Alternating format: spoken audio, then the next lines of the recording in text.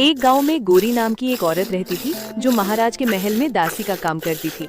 गोरी के घर में उसकी सास और उसका पति रहते थे।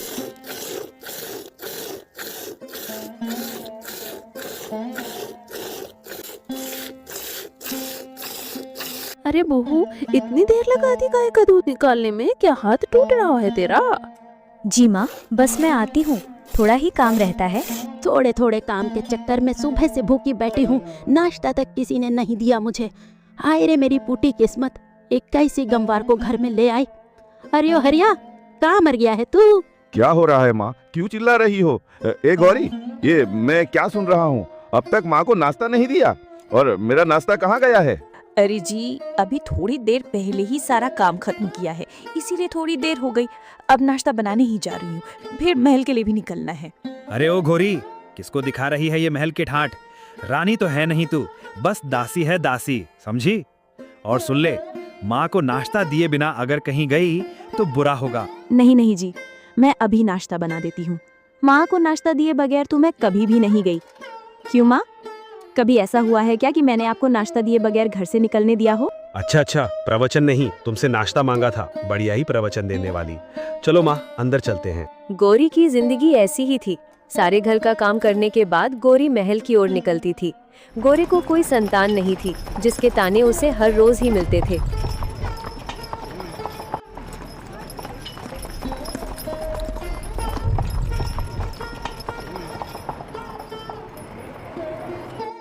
उस राज्य में महाराज तेज प्रताप सिंह नामक राजा राज करता था।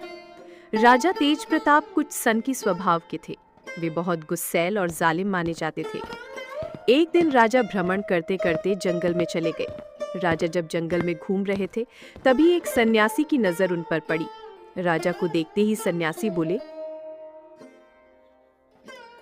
अरे, ये तो महाराज तेज प्रताप सिंह हैं। लगता है इधर ही आ रहे हैं। अगर इन्हें पता चल गया कि मैं एक पाखंडी हूँ तो बड़ी मुसीबत में फंस जाऊंगा। वो पाखंडी जिसने एक साधु का भेष बना रखा था, अभी सोच ही रहा था कि तभी राजा भी वहां पहुंच गए और बोले, प्रणाम साधु महाराज, मैं तेज प्रताप सिंह इस राज्य का राजा हूँ। मुझे साधु संतों पर बहुत भरोसा है, इसलिए मैं आपसे कुछ पूछना चाहता हूँ। जी महाराज, आप पूछिए, क्या पूछना चाहते हैं? मैं अवश्य उत्तर दूंगा आपके प्रश्न का। महाराज, आप बहुत ज्ञानी मालूम पड़ते हैं। मेरी रानी इस समय गर्भवती है।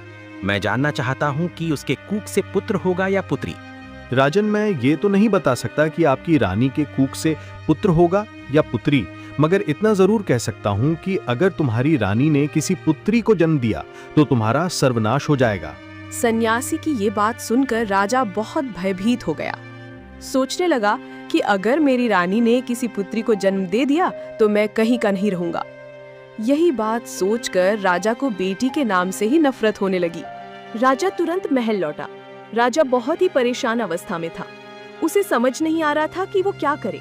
परेशानी में वो इधर उधर चलने लगा। तभी रानी की नजर राजा पर पड़ी। महाराज, क्या बात है? आप बहुत चिंतित मालूम होते हैं। कैसी परेशानी है? मैंने आज तक आपको इतना परेशान कभी नहीं देखा। परेशानी आप है रानी, आप ही मेरी परेशानी का कारण है। मैं कैसे महाराज? मुझे कुछ समझ नहीं आ रहा। और सुन लीजिए जरा ध्यान से रानी, अगर आपने एक बेटी को जन्म दिया तो उसे तो मैं मरवा ही डालूंगा, मगर आपको भी जिंदा नहीं छोड़ूंगा। समझ गई ना आप? रानी ने जैसे ही राजा की ये बात सुनी, उनके तो पैरों तले जमीन ही खिसक गई।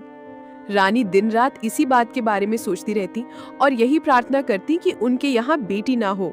इसी तरह समय बीतता गया और ऊपर वाले की मेहर से रानी ने एक बहुत ही सुंदर पुत्र को जन्म दिया। महल वासियों, सब खुशियां मनाओ, महल का उत्तराधिकारी आ गया है। सब नाचो, घूमो और गाओ। महाराज को जैसे ही ये खबर मिले वो खुशी से झूम उठे। महल खुशियों से गूंज उठा। चारों ओर संगीत बजने लगा। अधिकारी और दासियां झूम झूम कर नाचने लगे, मानो पूरा महल उत्सव में डूब गया हो।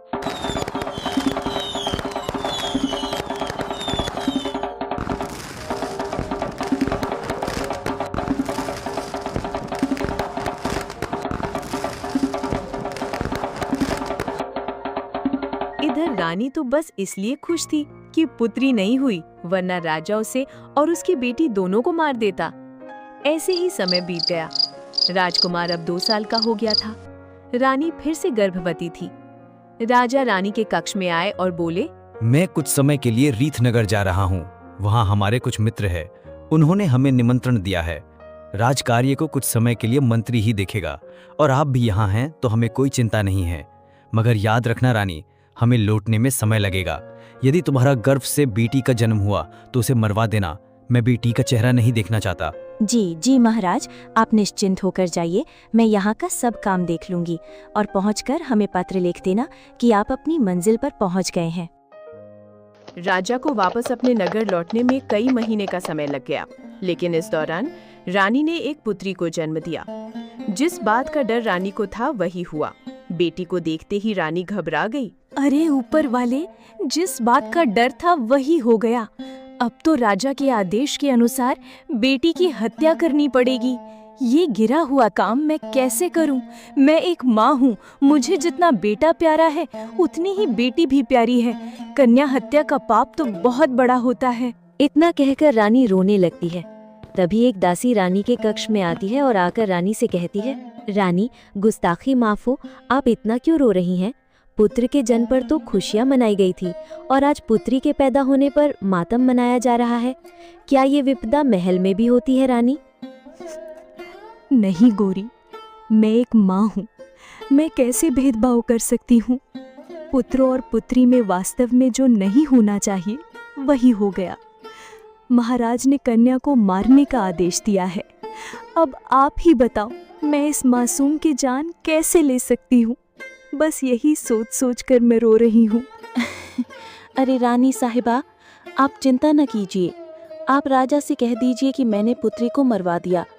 हम आपको आपकी पुत्री को महल वासियों के सामने मारने के लिए ले जाते हुए दिखाएंगे, लेकिन वास्तव में हम उसे मारेंगे नहीं बल्कि पालेंगे। अगर कोई पूछेगा तो मैं कह दूंगी कि ये मेरी भतीजी है। इस तरह इस बच्ची की जान भी बच जाएगी और राजा की नजरों से भी ये दूर हो जाएगी। ये सुनकर रानी बड़ी खुश हुई और रानी बोली, आह, ये पुत्री भले ही मुझे देखने को न मिले, कम से कम जीवित तो रहेगी मेरी पुत्री। गोरी, मैं तुम्हें अपनी पुत्री के पालन पोषण के लिए दान आभूषण भी दूंगी। मेरी पुत्री को तुम्हें राजकुमारी की तरह ही पालना होगा। जी जी रानी, आप चिंता मत करें। मैं आपकी राजकुमारी को राजकुमारी की तरह ही पालूंगी। इतना कहकर दासी ने राजकुमारी को उठा लिया और फिर सारे महल वासियों के सामने ऐसा दिखावा किया मानो वो राजकुमारी को मारने के लिए ले जा रही हो। महल से निकलते ही गोरी ने रानी के दिए हुए दान से एक तांगे को रोका और उस पर बैठकर अपने घर की ओर निकल पड़ी। गोरी सारे रास्ते बस यही सोचती रही कि इस मासूम को घर ले जाकर वो अपनी सास और अपने पति से क्या कहेगी। क्या वो इस मासूम को पालने देंगे? गोरी चिंता में डूबी हुई थी कि इतने में तांगा उसके घर के पास पहुंच गया। वो तांगे से उतरी और घर के अंदर चली गई। अरे गोरी, ये क्या है? ये किसका बच्चा उठा कर ले आए हो तुम? और इतने पैसे कहाँ से आए तुम्हारे पास? तुम टांगे पर बैठकर आई हो? अरे मुझे सांस तो लेने दो, आते ही 100 सवाल करने लग गए हो तुम। गोरी, मैं तुमसे कुछ पूछ रहा हूँ। ये किसका बच्चा है और तुम कहाँ से आ रही हो? अरे मैं महल से आ रही हूँ और ये एक कन्या है, ये राजकुमारी है। राजकुमारी? क्या तुम महल से राजकुमारी को चुरा कर ले आई हो गोरी? पागल तो नहीं हो गई तुम? अरे नहीं नहीं, चुरा कर नहीं लाई हूँ। रानी ने इसे पालने के लिए मुझे दिया है, क्योंकि राजा ने इसे मारने का हुक्म दिया था, इसलिए मैं इसे छुपाकर यहाँ ले आई। रानी ने इसे पालने के लिए मुझे बहुत सारा धन और आभूषण दिए हैं। गोरी का पति और उसकी सास बड़े ही लालची थे। दोनों बहुत खुश हुए कि अब महल से दान की प्राप्ति होगी और राजकुमारी के नाम पर वे जितना लूटना चाहें रानी को लूट सकते हैं। मगर गोरी एक अच्छी औरत थी, वो किसी भी लालच में पड़ना नहीं चाहती थी। अरे मेरी सास का लालच तो दिन ब दिन बढ़ ही रहा है। आज पता नहीं क्या मांगने को बोलेगी रानी से। अरे ओ गोरी, कलमोही, क्या तू गाय का दूध ही निकालती रहेगी या महल भी जाएगी? अरे ऊपर वाले की कृपा से कितना अच्छा मौका मिला है और तू अभी तक यहाँ बैठी हुई है। हाँ माँ, मैं बस ये काम खत्म कर दूँ तो उसके बाद जाती हूँ। हाँ, बड़े काम करती है तू कमकल। बातें तो सुनो इसकी। अब उठ, दफा हो। और हाँ, रानी से 9 लाख हार मांगना है तूने। 9 लाख हार मांग? क्या हो गया है आपको? मैं रानी से 9 लाख हार क्यों मांगूंगी? भला बताइए तो। क्योंकि तू एक मूर्ख औरत है। अरे नालायक, कहीं कि तुझे नहीं चाहिए कुछ भी तो हमें चाहिए, समझी? आज अगर तू नौलखा हार न लेकर आई तो इस घर में मत आना। माँ जी, हाँ अच्छा ठीक है, मगर इतने लालच अच्छे नहीं होते। अरे ज्ञान मत दे मुझे, चल अब निकल, वरना मुझे डंडा उठाने में जरा भी देर नहीं होगी। गोरी अपनी सास से डरकर उठी और फिर जल्दी में उठकर दूध से भरी हुई बाल्टी रख दी। उसने राजकुमारी को प्यार किया और फिर महल की ओर निकल पड़ी। गोरी मन ही मन सोच रही थी कि आज वो रानी से 9 लाख हार की बात कैसे करेगी, मगर उसके दिल में सास का डर भी था। इस तरह काफी समय बीत गया। जब राजा वापस लौटा तो उसे बताया गया, महाराज, आपके जाने के बाद आपके यहाँ एक पुत्री ने जन्म लिया था। आपके आदेश के अनुसार उसे मारकर जमीन में दफना दिया गया है। राजा ये सब सुनकर मन ही मन मुस्कुराया। इस तरह काफी समय बीत गया। अब गोरी की बेटी यानी राजकुमारी भी बड़ी हो चुकी थी। राजकुमारी बहुत ही ज्यादा सुंदर थी। एक बार जो उसे देखता था फिर देखता ही रह जाता था। अरे कमबख्त, मेरे घर में पानी की एक बूंद भी नहीं है। क्या चाहती है तू कि मैं बूढ़ी औरत होकर पानी लेने जाऊं? तभी तेरे कलेजे को ठंड पड़ेगी, बता तो। नहीं नहीं दादी माँ, आप क्यों जाएंगी? मैं हूँ ना, मैं जाती हूँ, मैं ले आती हूँ पानी। आप माँ को बता देना कि मैं पानी लेने जा रही हूँ। एक दिन की बात है, राजा तेज प्रताप अपने नगर की सैर कर रहे थे। जब उनकी सवारी उस दासी के घर के सामने से गुजरी तो राजा की नजर उस खूबसूरत कन्या पर पड़ी। रूपवती तो वो थी ही, पर उस समय और भी अधिक सुंदर प्रतीत हो रही थी। रथ पर बैठे राजा तेज प्रताप अचानक उसे देखकर स्तब्ध रह गए, क्योंकि वो अत्यंत रूपवती थी। उसकी सुंदरता पर राजा मोहित हो गया। उसी समय राजा ने अपने मंत्री से पूछा, ये मंत्री, ये राजकुमारी जैसी दिखने वाली कन्या कौन है? उसके रूप ने तो मुझे घायल कर दिया है। जल्द से जल्द इसका पता लगाओ। मंत्री ने जैसे ही राजा का आदेश सुना, आनन फानन उस सुंदर कन्या के घर तक पहुंच गया। वहां जाकर वो आश्चर्यचकित रह गया, क्योंकि ये तो महल में काम करने वाली एक दासी का घर था। मंत्री ने तुरंत राजमहल लौटकर राजा को सारी बात विस्तार से बताई। महाराज, महाराज, वो कोई राजकुमारी नहीं बल्कि एक दासी की बेटी है। वही दासी जो हमारे राजमहल में सेवा करती है। महाराज, मंत्री जी, वो लड़की बहुत सुंदर है। उसने मेरी रातों की नींद उड़ा दी है। उसकी मोहनी मूरत मुझे बार बार बेचैन करती है। उसके बिना तो अब मैं रह नहीं पाऊंगा। एक काम करो, कुछ लोगों को साथ ले जाओ और उस बूढ़ी औरत के घर जाकर उस लड़की से मेरे विवाह की बात करो। ठीक है महाराज, जैसे आप चाहते हैं वैसे ही होगा। मैं खुद उस बूढ़ी दासी के घर जाऊंगा।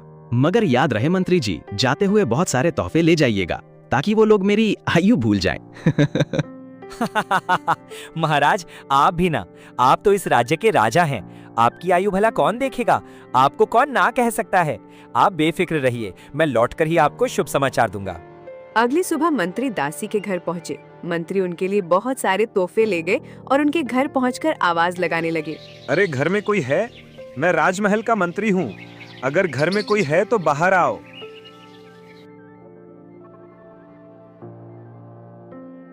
मंत्री जी, आप यहाँ? सब ठीक तो है ना? महल में वैसे सब कैसे हैं? सब कुशल मंगल तो हैं? जी जी दासी, महल में सब ठीक है। हम यहाँ एक विशेष कार्य के लिए आए हैं। दरअसल हमें यहाँ स्वयं महाराज ने भेजा है। महाराज ने मैं कुछ समझी नहीं, आप खुलकर बात कहिए। दरअसल बात यह है कि महाराज को आपकी बेटी बहुत पसंद आई है। महाराज ने अपने विवाह का संदेश आपकी बेटी के लिए भेजा है। क्या आप होश में तो हैं मंत्री जी? ये कैसी बातें कर रहे हैं आप? ओ भाई, मैं महाराज का विवाह का समाचार तुम्हारी बेटी के लिए लाया हूँ, तुम्हारे लिए नहीं। इसमें हैरान होने वाली क्या बात है? क्या तुम अपनी बेटी का विवाह नहीं करवाओगी कभी? देखो, तुम तो भली भांति जानती हो महाराज को, उनका क्रोध कितना भयानक है। ऐसा ना हो कि वे तुम्हारी बेटी को यहाँ से चुपके उठा ले जाएं। उनसे भला कौन पूछेगा? इसलिए अच्छा मशवरा दे रहा हूँ मैं, मान लो, वरना कोई दूसरा तरीका अपनाया जाएगा। देखिए मंत्री जी, मैं शराफत से कह रही हूँ आपसे कि यहाँ से चले जाइए। मैं अपनी बेटी का विवाह राजा से नहीं कर सकती, ये संभव ही नहीं है। संभव नहीं है? मगर क्यों? इसमें असंभव वाली क्या बात है? देखिए मंत्री जी, मैं इस समय आपको कुछ नहीं बता सकती। आप बस यहाँ से चले जाइए और फिर कभी ये बात लेकर मेरे द्वार पर मत आना। सारे गांव में ये बात फैल गई कि दासी गोरी ने अपनी कन्या का रिश्ता महाराज को देने से इनकार कर दिया है। सारा गांव महाराज पर हंस रहा था। मंत्री बड़े ही गुस्से में महाराज के पास पहुंचे। राजा ने मंत्री को देखते ही हंसकर कहा, मंत्री जी बड़े जल्दी लौट आए हैं। क्यों? दासी ने आपको चाय पानी के लिए नहीं पूछा? महाराज क्षमा कीजिए, मगर हम अच्छी खबर नहीं लाए हैं। महाराज, दासी ने साफ इनकार कर दिया है और यहाँ तक कि हमारा अपमान करते हुए कहा कि ये बात दोबारा लेकर मेरे द्वार पर मत आना। क्या? ये क्या कह रहे हैं आप मंत्री जी? उस दासी की इतनी हिम्मत, आपने उसे जिंदा कैसे छोड़ दिया? महाराज, प्रजा हमसे बहुत नाराज है। अगर हम वहीं उसे मार देते तो लोगों की नफरत और बढ़ जाती, जिससे आपके सिंहासन को खतरा पहुंच सकता था। इस समय हमें जोश से नहीं, होश से काम लेना होगा। मंत्री जी, हम अपना क्रोध रोक नहीं पा रहे। उस दासी की इतनी हिम्मत कैसे हुई? हमें ये सहन नहीं होगा। मंत्री जी, उस दासी को पकड़कर तुरंत यहाँ लाया जाए। जी जी महाराज, आप जैसा कहेंगे हम वैसा ही करेंगे। हम सिपाहियों को भेजते हैं उसे पकड़ कर लाने के लिए, आप बेफिक्र रहिए। दूसरी तरफ दासी गोरी बहुत परेशान बैठी थी। उसे समझ नहीं आ रहा था कि अब वो क्या करे। अरे गोरी, इतनी चिंता मत करो, हरिया भी घर में नहीं है। तुम्हें ऐसे देखकर मेरा दिल घबरा रहा है। माँ, मैं कैसे परेशान ना हूँ, तुम ही बताओ। अरे ऊपर वाले, क्या कोई अनर्थ होने जा रहा है? अब मैं क्या करूँ? ये कन्या तो उसी राजा की बेटी है और राजा को इस बात का पता नहीं है। माँ, हमें यहाँ से जितनी जल्दी हो सके निकलना होगा। लेकिन हरिया भी घर में नहीं है। हम तीनों इस समय घर से निकलकर जाएंगे कहाँ? वो लोग आपस में अभी बात ही कर रहे होते हैं कि दरवाजे पर दस्तक होती है। गोरी डर के मारे अपनी आशा से कांप उठती है।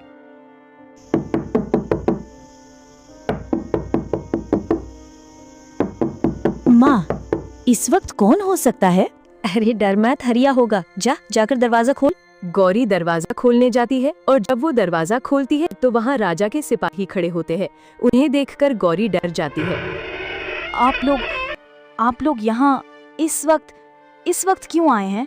हमें महाराज ने भेजा है, तुम्हें लेने आए हैं और तुम्हें हमारे साथ चलना होगा अभी। गोरी बहुत डर जाती है और समझ जाती है कि अब उसके पास कोई रास्ता नहीं है, इसलिए वो सिपाहियों के साथ महल की ओर रवाना हो जाती। महाराज, ये वही आपके शत्रु हैं जिन्होंने आपका अपमान किया था और आपके विवाह के प्रस्ताव को ठुकराया था। एक दासी की बेटी के लिए हमने विवाह का प्रस्ताव भेजा और एक दासी की इतनी हिम्मत कि वो हमें इनकार करे। सिपाहियों, इसे तब तक मारो जब तक कि ये विवाह के लिए राजी ना हो जाए। महाराज, हमें क्षमा कर दीजिए। महाराज, आप उससे शादी नहीं कर सकते। वह मेरी बेटी नहीं है। महाराज, वह कोई और नहीं बल्कि आपकी अपनी बेटी है, जिसे आपने मारने का हुक्म दिया था। क्या? ये क्या बकवास कर रही हो दासी तुम? ये मैं क्या अनर्थ करने जा रहा था? ओह, ये सब तुम्हारी वजह से हुआ है। दासी, वो लड़की अभी तक जिंदा बची हुई है। मंत्री जी, राजकुमार को बुलाइए अभी, इसी समय। तभी राजकुमार वहां आता है और डरते डरते राजा से पूछता है। जी पिताश्री, क्या आपने मुझे बुलाया है? कोई विशेष कार्य है क्या? जी राजकुमार, यही समझ लीजिए। ऐसा कार्य कीजिए जो आपके सिवा कोई और नहीं कर सकता, और हम इस बार पूरी तरह आप पर ही भरोसा कर रहे हैं। जी कहिए पिताश्री, आप जैसा कहेंगे हम बिल्कुल वैसा ही करेंगे। आपकी वो बहन जिसे हमने उसके बचपन से ही मृत घोषित कर दिया था, अभी तक जिंदा है। तो आपको उसे मारकर दफन करना है और प्रमाण के तौर पर उसकी आंखें निकालकर हमारे लिए लानी है। क्या? जी पिताश्री, जैसा आपका आदेश। राजकुमार अपनी बहन को लेकर जंगल की ओर निकला। राजकुमारी भी अपने भाई के साथ साथ चल रही थी, ऐसा चलती हुई कि उसे अपने भाई से जरा भी डर न हो। राजकुमार जंगल के बहुत अंदर जाकर रुक गया और फिर अपनी बहन से कहने लगा, न जाने ऊपर वाले ने तुम्हारे भाग्य में क्या लिखा है। बचपन से आज तक तुम अजनबी लोगों के बीच पली बढ़ी हो। राजकुमारी होकर भी तुमने गरीबी में जिंदगी गुजारी है। तुम्हारा भाई भी कभी तुम्हें मार नहीं सकता। इस जंगल में कहीं छुप जाओ। इसके बाद से तुम्हारे भाग्य में जो होगा, ये जंगल तुम्हें वहां पहुंचाएगा। भाई, मैंने आज पहली और शायद आखिरी बार आपको देखा है। अगर आपने मुझे नहीं मारा और मेरी आंखें निकालकर नहीं लाई तो पिताश्री आपको मार देंगे। फिक्र मत करो, मैं जाते हुए एक हिरन का शिकार करूंगा और उसकी आंखें लेकर जाऊंगा। इतना कहकर राजकुमार वहां से चला गया और एक मजबूर बहन अपने भाई को जाते हुए निहारने लगी।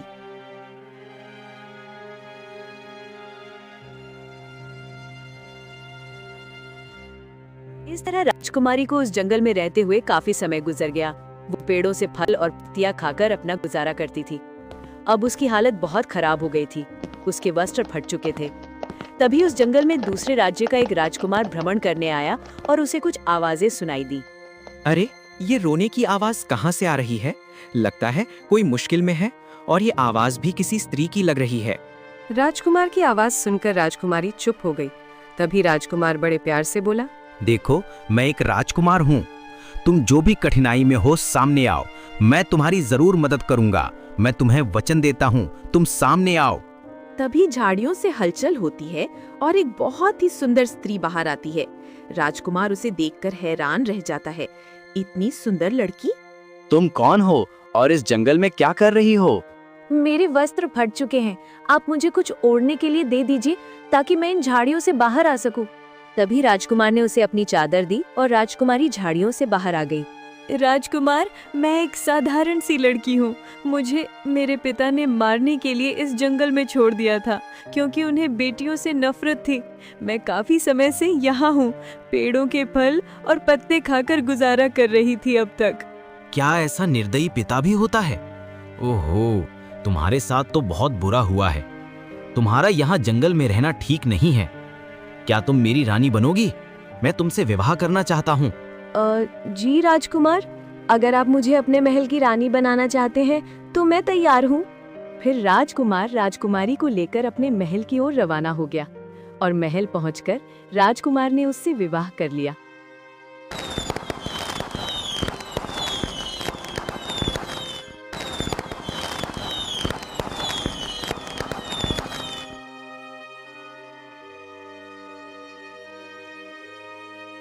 दूसरी तरफ राजा तेज प्रताप, क्योंकि एक सनकी और जालिम राजा था, इसलिए उसकी प्रजा उससे बहुत नाराज थी। इस बात का फायदा उठाने के लिए दूसरे राज्य के राजा उसके राज्य पर हमला करना चाहते थे। उन्हीं में से एक राजा की बेटी का पति राजकुमार युवराज भी था। मगर राजकुमार युवराज को ये मालूम नहीं था कि उसकी रानी असल में राजा तेज प्रताप की बेटी है। और एक दिन राजकुमार युवराज ने तेज प्रताप के राज्य पर हमला कर दिया और उसके महल में घुस गया। राजकुमार, हमें क्षमा कर दीजिए। हमने अपनी प्रजा पर बहुत अत्याचार किए हैं। हम अपनी हार स्वीकार करते हुए आपसे क्षमा मांगते हैं। युवराज, हमें माफ कर दीजिए। नहीं महाराज, हम आपको माफ नहीं कर सकते। आपको आपके पापों की सजा के रूप में मृत्यु दंड मिलना चाहिए। इतना होते ही वहाँ राजकुमारी आ जाती है। राजा अपनी बेटी को देखकर रोने लगते हैं और अपनी बेटी से कहते हैं, मेरी बेटी, मुझे बचा लो, मुझे माफ कर दो, मैं तुम्हारा गुनहगार हूँ। पिताजी, आपने तो मुझे मरने के लिए छोड़ दिया था, पर मैं आपको मारते हुए नहीं देख सकती। राजकुमार, मैं आपसे विनती करती हूँ, मेरे पिता को छोड़ दीजिए। क्या ये आपके पिता हैं?